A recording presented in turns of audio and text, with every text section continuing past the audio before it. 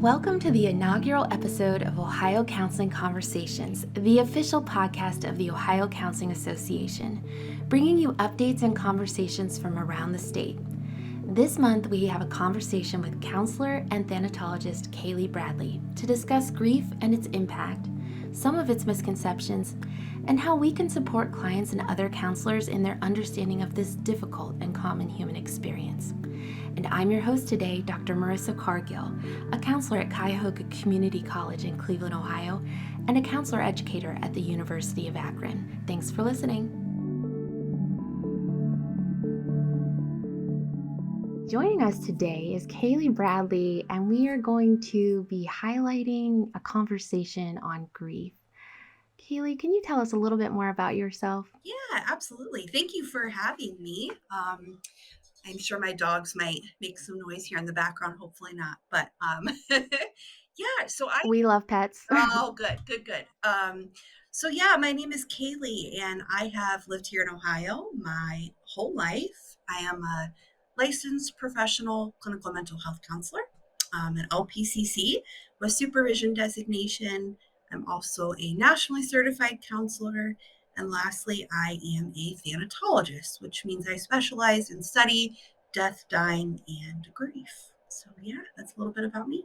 Wow. So how long have you been doing all of this? So I graduated with my master's in counseling back in 2015.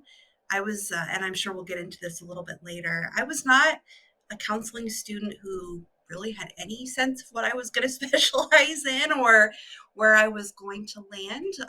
But I actually worked 4.5 years at a local hospice agency.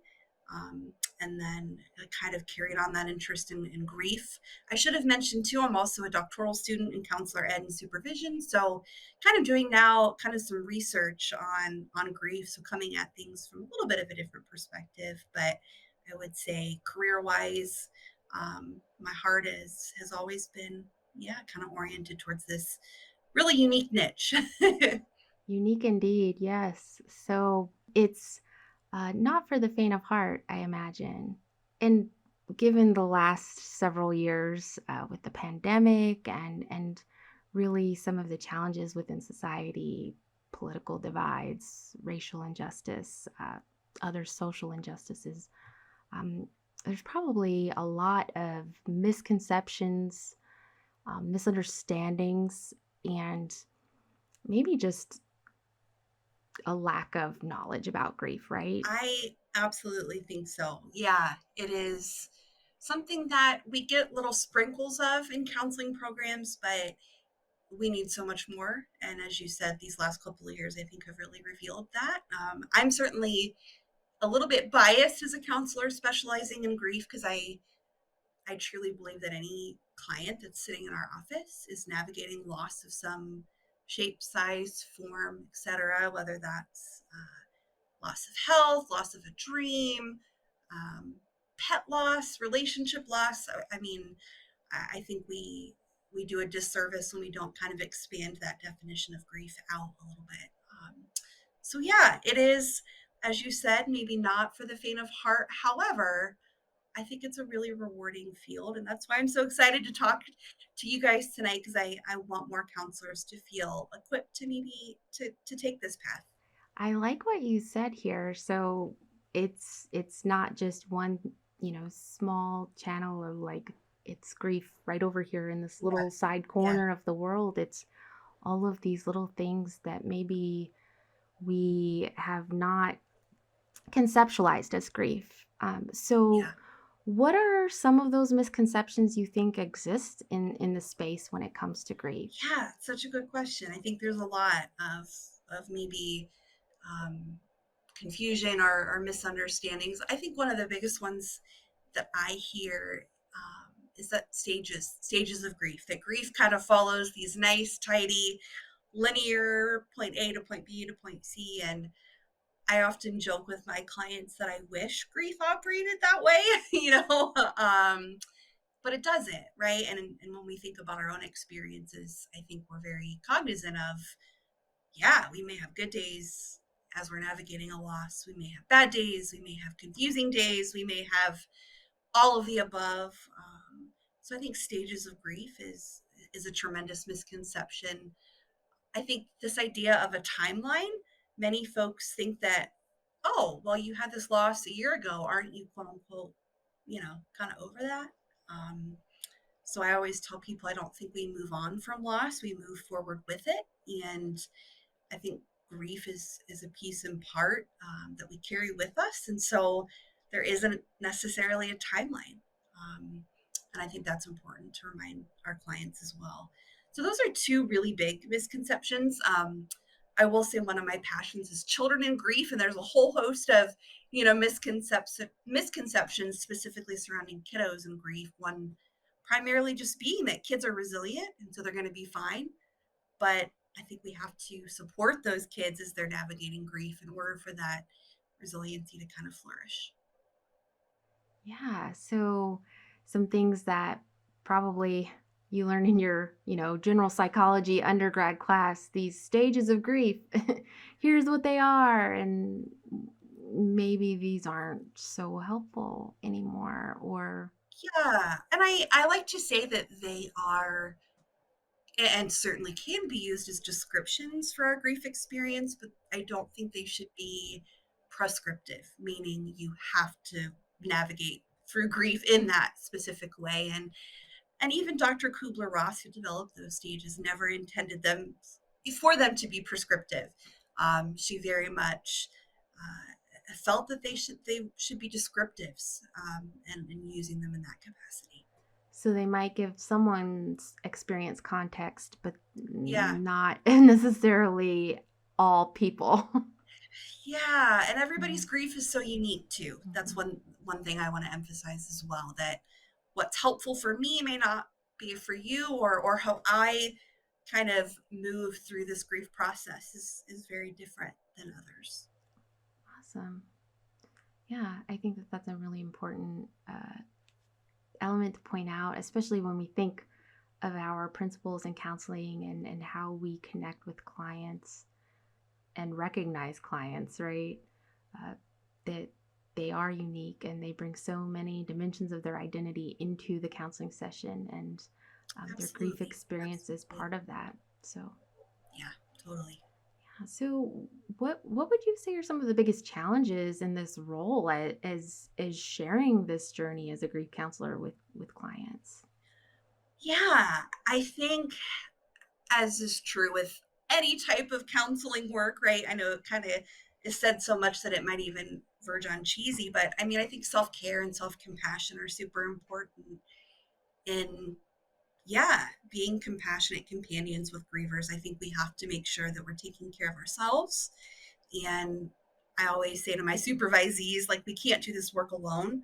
We need people that we can bounce ideas off of. And I think that that's um, true across the board, but it has been profoundly true in my specialization with grief. I've definitely needed spaces to, yeah, put not only the grief of my clients but my own grief, and just feeling safe to do so. So I would definitely say one of the biggest challenges is just reminding myself of that, that I do need support. You're allowed to be human. Yeah, yeah, absolutely. It's a good way to put it. Anything that has surprised you about this work?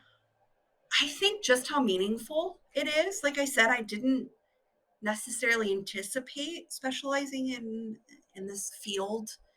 Um, Actually, ironically, I didn't even think I was going to be a counselor. I actually, from a very early age, thought I was going to be an archaeologist. As strange as that is, very, quite a switch.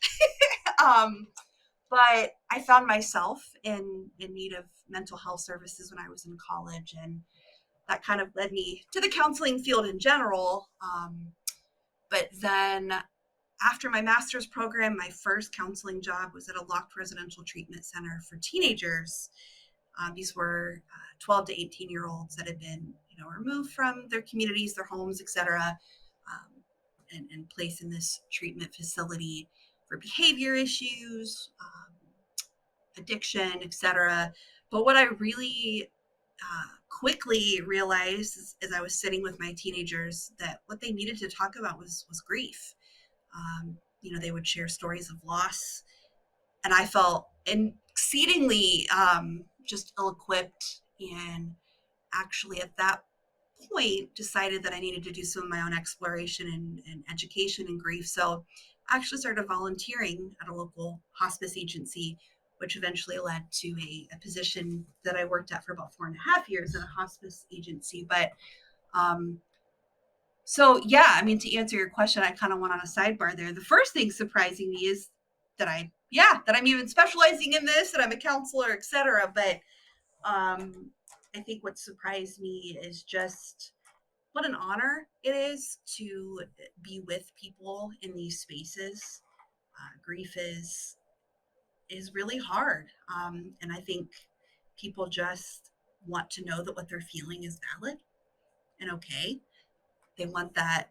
I use the word companion a lot. They want a companion that's walking alongside them, and um, yeah, just surprised by how meaningful it truly is to be able to do that. Wow, okay. There's a lot of like things I'm taking notes as you're sharing this experience with me. So I'm No, like, okay. it's So like some points I want to hit on. First of all, the good. career Yeah, counselor in my brain is like, oh, well, there actually are yeah, some parallels between counseling and archaeology. So that's maybe another yeah. episode down the That, road.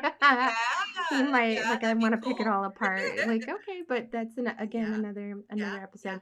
yeah. But it makes me think a lot of some of the things that we've all been experiencing over the last few years with the pandemic. But you mentioned the teens especially, and I think of we've all lost things over the last few years, but a sense of youth and childhood and kids and like that. I don't like the word normal, but that typical childhood experience has really been altered because of the pandemic and COVID really impacting how we just navigate life. And so it seems like there's been a lot of um, pandemic related grief. And I'm wondering if you could speak a little bit more about how that's changed, maybe how we grieve or experience loss.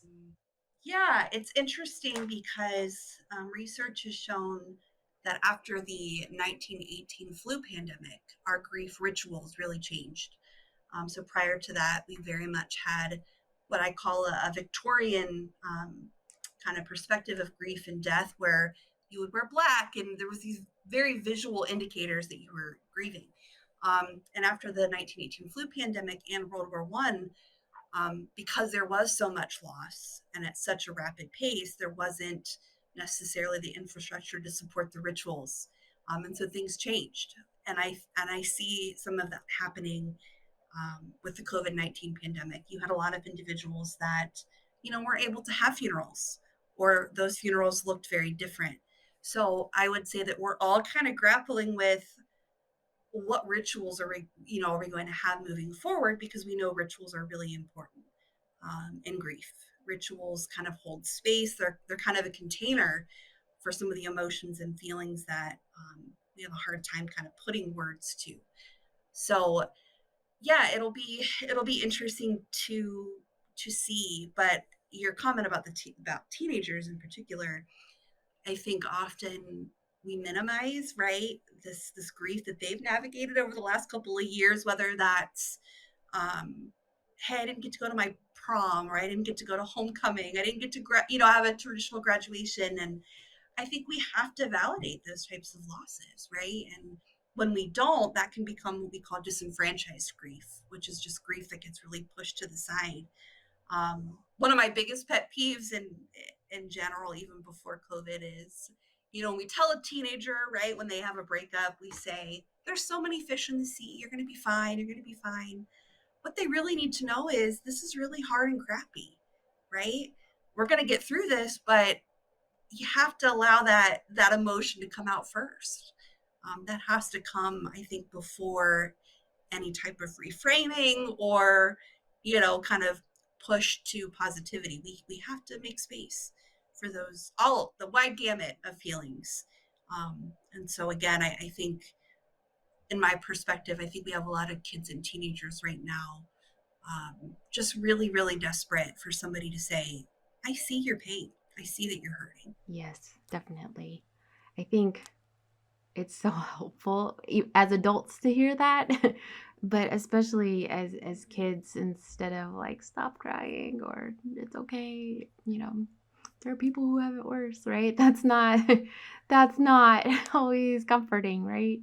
And so, or that, that because seemingly there are more things like that are, air quotes, back to normal, because you are in the school and you may not be attending things as remotely as you used to be, that it should feel normal again, but it doesn't discount like that the experience has been altered. Absolutely. And I think we've all really wrestled in the last couple of years with kind of what I call, this assumption or paradigm, right? That the world is safe. And I think this pandemic really shattered that for a lot of us. So even the loss of safety, right? Of feeling safe, like that's a grief that I think we're all contending with.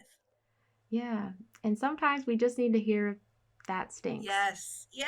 Sometimes Yeah. I sometimes know. we use different language to say that, Right. but Yes. Yes.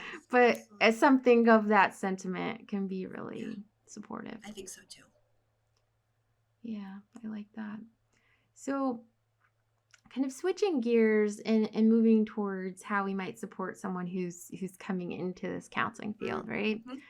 What are some tools or advice you might suggest to a counseling student who is considering grief as a specialty? Yeah. So and this is something that I'm really passionate about. I know a lot of counseling programs maybe don't have grief specific coursework. The topic may be woven into other courses, but sometimes it can be really challenging to get content. And so I would encourage, counseling students who are interested in this field, connect with providers doing this work. Reach out to your local hospice agency. Reach out to, I know there's some wonderful bereavement centers here in Ohio. Cornerstone of Hope in Cleveland is one that just kind of pops into my head. Reach out to some of those entities. Another great organization is ADEC, which is the Association for Death Educators and Counselors. For me, that entity was like finding my tribe. It really helped combat feelings of loneliness. Like I'm doing this work and I'm not really sure that I know anybody else doing this specific kind of counseling. And so finding ADEC, which is a national organization, was super helpful for me.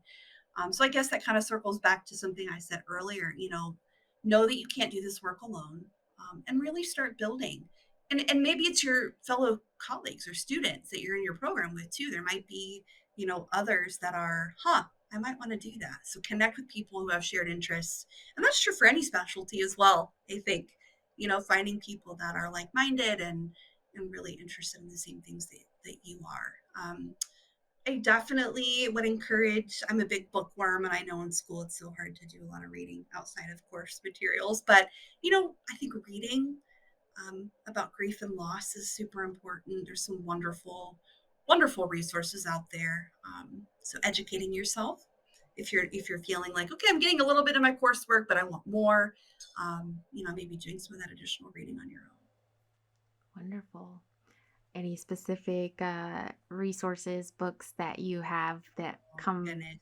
right to mind? So If not, we can no. post them in the show notes for Yeah. sure. This is probably a dangerous question because like I said, I'm kind of Just, a top bookworm, but 3. yeah, no, great question. So my go-to for my clients is a book called It's Okay, You're Not Okay by Megan Devine. Yeah, Marissa's giving that thumbs up there. Yeah. Yes, Um, I recommended that one also. yeah, it's an incredible resource. Another favorite one is called Understanding Your Grief by Dr. Alan Wolfelt, who is a mentor of mine. He has the Center for Loss and Life Transition in Fort Collins, Colorado. Um, it is just a phenomenal book. I've used it in group settings and individual settings. So that's, yeah, again, Understanding Your Grief. And then another one that's a little more recent that I really, really like is called Modern Loss. And that also, so it's a book and also a website. And they have a lot of really unique essays. Um, a lot of just, it's a resource hub, the website, which is really kind of cool. What'syourgrief.com is probably my favorite website that I refer people to. Another really cool resource hub. Um, so yeah, I'll limit it to that to not overwhelm folks, but No, there this are a is a lot of good good start. There's resources. always good Yeah, places to start. And if those yeah, other sites are resource hubs, then we've got some yeah, places to build and grow there too. So that's absolutely, wonderful. absolutely. So outside of ADEC, OCA, ACA, are there other organizations that you feel are really important in order to help either professionals or maybe clients deal with grief and loss? Yeah. So the National Alliance for Children's Grief, NACG, is another really great entity. Like I said, I kind of have a heart and passion for kids and teenagers and how they're grieving. The National Hospice Foundation, another great entity. So those are all organizations I'm a part of. Um, Counseling specific. So I kind of have my hands in a lot of different things, but I'm active with OA Cervic, OASIS, the Association for Children and Adolescent Counseling, the Ohio branch. So I think that's another thing for students. Um, I know when I was a master's student, I was a little intimidated to maybe get involved in any of these organizations, but I think it's important to maybe try some things out.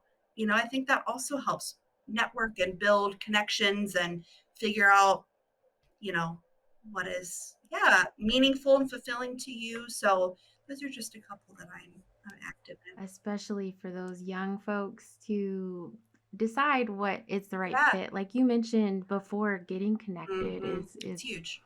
one of those ways to try and help figure out maybe what you want to specialize in or just learn a little bit more about populations or experiences that maybe there's a lack of Yeah. familiarity, Yeah. but also a maybe influx of experiences. Mhm. So grief is a perfect example of Yeah, that, especially when we think about like that collective grief of the yeah, pandemic absolutely. and other injustices Mhm. in society. Yeah. There's a collective Mhm, experience mhm. where there's some grief. Yeah, So just understanding those experiences yeah, better, so that we understand how and why people are reacting the way they are. yeah, Uh, Certainly, like you said before, we try to figure things out too, and we're human. mhm. So we want to be like, why? How did this happen? And want to understand it as humans, but as counselors, we can also help um, other people put the pieces of the puzzles Absolutely. together to understand better as well. Yeah, and I would encourage to kind of go off of that, Marissa. I think anybody, navigating this, or desiring, I guess, to be a grief counselor, it's not that you have to have all the answers to those why questions, right? No, and sometimes there aren't answers, and that's the answer, right? Yes. Yeah. And so I think for me, I went into this field and thinking that I was going to have, solutions to different things and, be able to provide, 3-point therapeutic plans and not that those don't have a space, but I think when you're sitting with grief, you have to allow that why question and you have to, I think, kind of sometimes resist our normal human inclination to want to jump in and provide a reason. Um, but there's real, I think, healing and there's some real beauty in just the mystery and the not knowing and really Mm-hmm. providing that for folks. Yeah, and allowing yourself to feel like the reaction because you need to. That's really important. Yeah. Powerful stuff, Kaylee. This Oh, is very powerful stuff. thank you. So, I don't want to stop it here. I have a Yeah. couple more questions, Yeah. Yeah. but I think that this is just really important and obviously relevant because, like you said, we experience grief in little ways, but like obviously there are larger ways as well. Um, when we think about it, you mentioned some books and authors. Are there specific leaders in the field like that you admire? outside of some of the authors mentioned here, like grief education, grief counseling, that you say these are folks we need to watch and pay attention to in Yeah. this space? So I know I did already mention him, but Dr. Ellen Wolfelt, he in his work developed what he calls the companioning model of grief care, and I can even send that your way, Marissa, and you can include that for folks listening. But it is really the idea that our clients who are grieving are kind of guiding us, and we are companions alongside. And companion means just to break bread with. So it's a lot about hospitality and bearing witness and some of those concepts. But I think for me, when I went through some of Dr. Wolfelt's training, it was like this giant exhale of relief that, like, oh, okay, I don't have to, as we were just talking about, have all of the answers when a client's, asking me, why did this happen, right? My job is to just bear witness and be present. So Dr. Wolfelt is a tremendous resource. He is, again, as I've mentioned, is a Center for Loss and Life Transition. Dr. Robert Niemeyer is another name that I just admire so much. His area of specialization is meaning reconstruction after loss. How do we begin to shape meaning when our lives have been really shattered, and what does that meaning look like, and how can we um, create a fulfilling life? It's going to be different, right? But how do we, encourage that meaning construction? So Dr. Bob Niemeyer is a wonderful name. Um, so many, I mean, there's so many that I really am thankful for. Dr. Ken Doka is another big name in the field. He came up with the term disenfranchised grief, which is really important to me. So those are just a few off the top of my head, but there's a lot. I think we might see your name on that list someday. I don't know, a Oh, leader you're in this very field. kind. So You're very it's, kind. well, I wish that the listeners could just see the passion that comes through when you talk about it. I'm sure that they're hearing Yeah, it. thank you. So it's Thank you. it's definitely evident, Kailey, for sure. So you know, you shared some resources in terms of books, Hmm. websites. Yeah. Anything else, like in terms of other resources that you feel are particularly like must-haves for counselors, clients alike? As I already said, the What's Your Grief website is one that my clients really like, because they're short articles.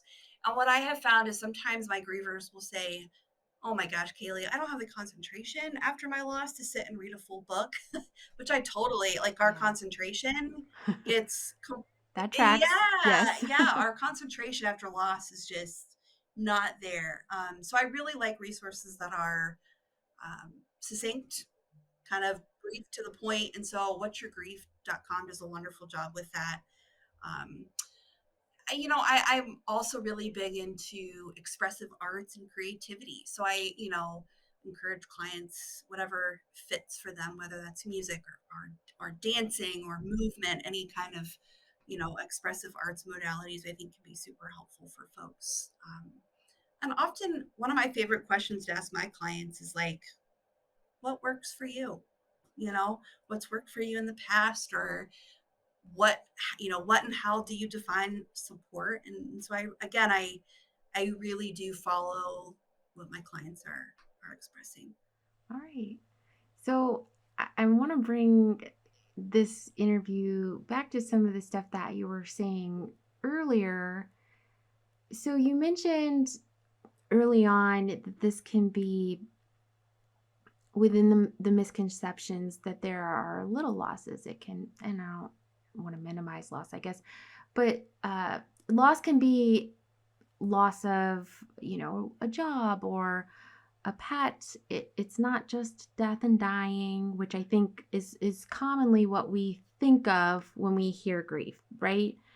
Um, and so a lot of times when you have a client come in, you're contextualizing their presenting concerns as some type of loss or grief. Mm-hmm. Would you say that's accurate? Like, I just want to make sure, like, Yeah, I it understood is. or It is. processed that. Okay. Yeah, no, you definitely. I like the So joke that's that like I kind of, your Yeah. theoretical or orientation or approach in some You capacities. know, I would say that um, the companion model that I mentioned that Dr. Wolfelt developed, that is really what I would say is my theoretical orientation. But you're absolutely correct. I like to joke that I always have kind of grief glasses on, and I'm really assessing for, um, loss history when I'm interacting with my clients. I'm asking this question because I'm also a counselor educator. So this is where I Yeah, wanted to make yeah, sure I had all the pieces of the puzzle yeah. first. So now my question is, at what point did you realize you had the grief glasses and this is how you conceptualize people? Oh man, I yeah.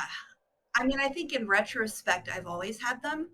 Um, Primarily, my own experience of illness, chronic illness, and grief, and I didn't label it as that until my own personal counselor was like, you're allowed to grieve that, and I was like, no, I didn't like. No one died, right? So I've probably always had those glasses on. I mean, I've always been really interested in um, and this sounds very strange to say, but in suffering and how do people move through that? Um, so I think though it finally, as far as like professionally and as a counselor, as I mentioned, I started volunteering while I was actually working in another job at a local hospice. And that summer, as part of my volunteer work, I volunteered at a grief camp for kids and teenagers called Camp Hope. And it was like everything kind of clicked into place at that moment. I was like, oh, this is what I want to do, right? I want to support people, and I think the education piece um, has been a more recent passion. Educating other counselors and providing space for counselor educators to explore what does it look like to specialize in grief. But I would say that the glasses have always been there. It's just taken me a little bit of time, I think, to allow myself to wear them, and not to feel weird about that. That I'm not. I think I worried in the past that am I weird, right? That this is interesting to me and that I want to specialize in this, and so I think giving myself permission to put those glasses on and to see that there's a need for that has been 100%. yeah, kind of full circle moment. Yes.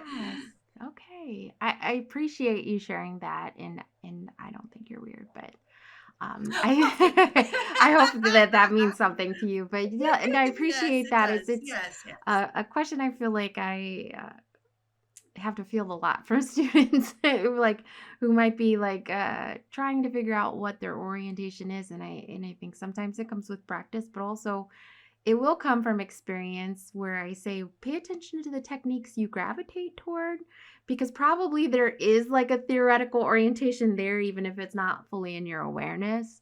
And it sounds like maybe part of that is true to your experience that you were gravitating towards that support Absolutely. and Well, I don't think understanding. yeah, we're all, and that's what I love about our profession in general. I think there's space for all of us in a wide range of theoretical approaches.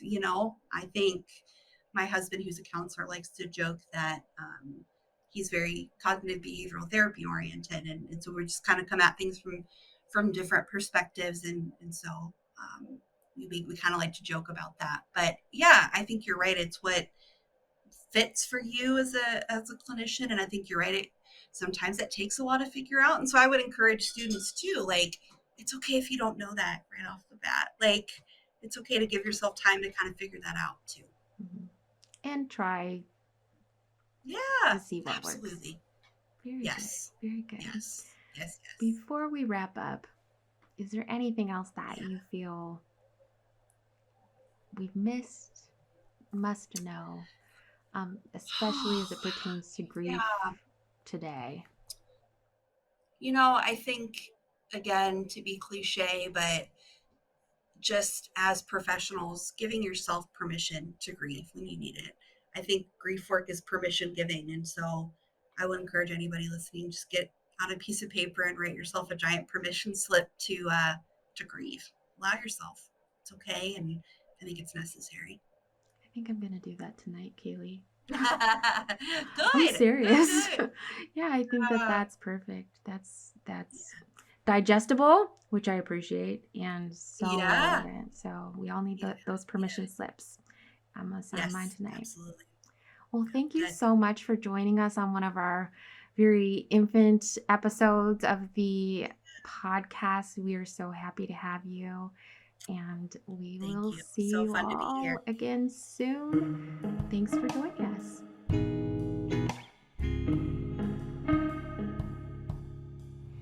If you enjoyed this episode, please make sure to follow us so you can stay up to date with Ohio Counseling Conversations online and wherever you listen to podcasts. If you're a counselor in Ohio and would like to get involved as part of production or as a guest, or know someone who might be interested, you can email us at ohiocounselingconversations@gmail.com. Thank you for listening.